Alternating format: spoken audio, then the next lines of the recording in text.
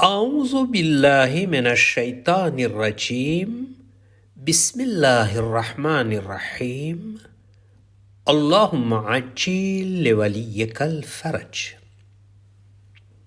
નહજુલ બલાગાની અંદર હિકમત નંબર 166માં ઇમામ અલી અલૈહિસ્સલામથી કોઈ પૂછ્યું કે તમે ઇમામના હકને લેવા શા માટે ઉતાવળ ન કરી? ઇમામ અલી અલૈહિસ્સલામ તેના જવાબમાં ફરમાવ્યું કે જો માણસ પોતાના હકને લેવા માટે મોડું કરે તો તેમાં કંઈ વાંધો નથી. ખરાબ તો એ છે કે બીજાના હકને છીનવી લેવું. ઇમામ અલી અલૈહિસ્સલામ આ હિકમતમાં સમજાવે છે કે જે લોકો હકને લઈ લીધો તે લોકોને શરમાવવું જોઈએ.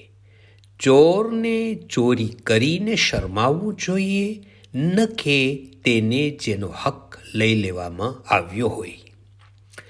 ઇમામ અલી અલૈહિસ્સલામની ઇમામતનો હક હઝરત રસૂલ ખુદા સલ્લલ્લાહુ અલૈહિ વસલ્લમ પહેલેથી જ ગદીર અને તે સિવાય ઘણી જગ્યા ઉપર બયાન કરી દીધો હતો અને તેના વિશે બધા સહાબીઓ પણ જાણતા હતા કે અલી અલૈહિસ્સલામ ખલીફે બિલા ફસ્લ છે.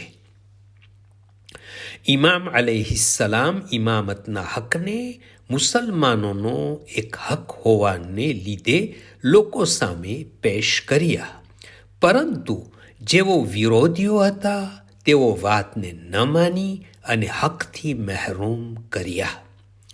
નબી અકરમ સલ્લલ્લાહુ અલૈહિ વસલ્લમ પોતાની જિંદગીના છેલ્લા સમયે ખિલાફત અને ઇમામતના મસઅલાને બયાન કરવા માટે કાગળ અને કલમ માગ્યા હતા. ત્યારે એ લોકોએ જેમના ઈરાદા ખરાબ હતા તે લોકોએ ન આપી અને નબીએ સલ્લલ્લાહુ અલૈહિ વસલ્લમને અપમાનજનક શબ્દો બોલ્યા હતા. ઇમામ અલી અલૈહિસ્સલામ બયાન ફરમાવે છે કે જો મારું હક લેવા માટે મોડું કરવું તમારા કહેવા મુજબ બરાબર ન હતું તો એવું નથી, બલકે એ લોકોનું હક ન આપવું એ ખોટું છે. શું નબી સલ્લલ્લાહુના જનાઝાને બીજા સહાબીઓની જેમ છોડી અને ખિલાફત માટે ભેગા થાય? શું કોઈ મુસલમાનને નબી સલ્લલ્લાહુની મૈયત પડી હોય અને બીજા કામોમાં મશગુલ થઈ એ શોભે ખરા? તો કેવી રીતે લોકો કહી દીધું કે તમે શા માટે મોડું કર્યા? જો મોડું પણ કર્યું હોય તો મઝલૂમ રહેશે અને ઝાલિમ ઉપર આંગળી ઉઠે છે.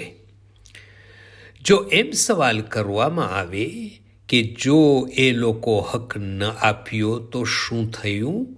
અલી અલૈહિસ્સલામને ખામોશ રહેવું જોઈતું હતું. એ લોકો માટે જવાબ છે કે ઇમામતનો હક કોઈ એક માણસનો ન હતો કે અલી અલૈહિસ્સલામ ચૂપ બેસી રહે, બલકે આ તમામ લોકોનો હક હતો. જો લોકો ઇમામ અલૈહિસ્સલામને નહીં ઓળખે તો તેમની મૌત ઇસ્લામ પર નહીં થાય.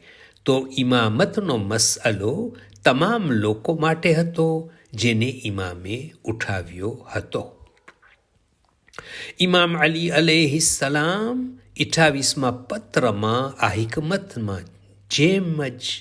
હિકમતની જેમ જ મુઆવિયા ખરાબ શબ્દો લખે છે તો તેના જવાબમાં ઇમામ ફરમાવે છે કે એ મુસલમાન માટે શરમની વાત નથી કે તે મઝલૂમ હોય, જ્યારે કે તે દીન ઉપર હોય અને યકીન સાથે ઈમાન રાખતો હોય.